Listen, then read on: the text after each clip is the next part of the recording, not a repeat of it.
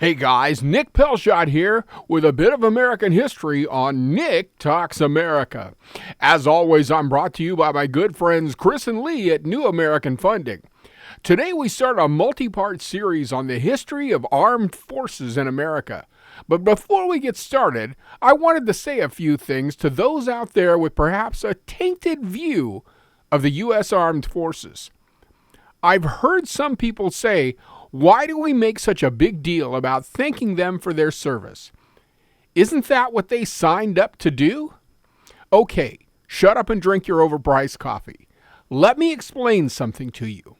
The men and women of the American Armed Forces did not sign up to work on a ship to guard the Straits of Hormuz. They didn't sign up to wake up every morning in a tent to the sound of explosions. They didn't sign up to drag their friends, half alive, away from the remains of a Hummer struck by an RPG. They didn't sign up to fly sorties while listening to the airframe ring with the sounds of enemy AK rounds. No, they signed up so you could sit there and drink your overpriced coffee and complain about thanking them for their service. They did it so you could lay around tanning on a cruise ship while guarding a pina colada. So you could wake up in the morning to the sounds of birds in a campground and not hear explosions. So you could drag your friend out of a bar, not a burned out Hummer. And you can fly to visit family for the holidays to ring in the new year, not the sound of weapons fire. Every day they wake up and cage the fear that you and I will never know so they can function, so they can do what they have to do, what they feel they have been led to do, protect family, friends, and country. So unless you're willing to do it, don't complain when you hear the occasional "thank you for your service" or about a military discount. I asked an Army friend of mine what he thought of the Air Force. He said it was great that the Chair Force had air-conditioned hotel rooms everywhere they went. I asked an Air Force buddy what he thought of the Marines. He said he knew a Marine with an IQ of 160. They were called a platoon. I asked a Marine what he thought of the Navy, and he said he asked a sailor to get him 100 feet of flight line, and they were still looking.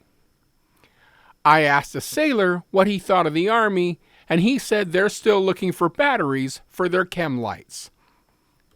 The point is this: the men and women of the armed forces may bag on each other. They may take shots at each other for their chosen branch of service. But in the theater of combat, or here at home, you mess with one, you mess with all. These are brothers and sisters forged by fires that civilians can't or won't understand. They are a family with some blood ties stronger than familial because they were created in the smells of burnt cordite, hot sand, scorching suns, ricochets of gunfire, and the screams of the injured. So I think they deserve a thank you for their service, and a hell of a lot more. I hope you remember it on Veterans Day, and I really hope you remember it on Memorial Day. We live in a world where our military is a necessary thing. It would be an amazing thing if it weren't, but be thankful that we have one and that it's a volunteer.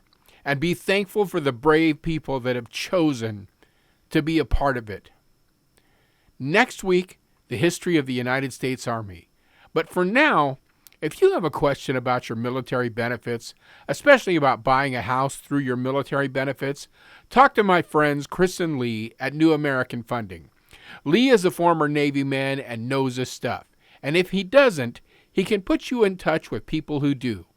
If you're looking for a new house, you gotta pay for it somehow. And my buddies Chris and Lee at New American Funding are the somehow. You found the house, and now you need the loan. Chris and Lee at New American Funding can get it done. Give them a call. I'm Nick Pelshot, and have a better one.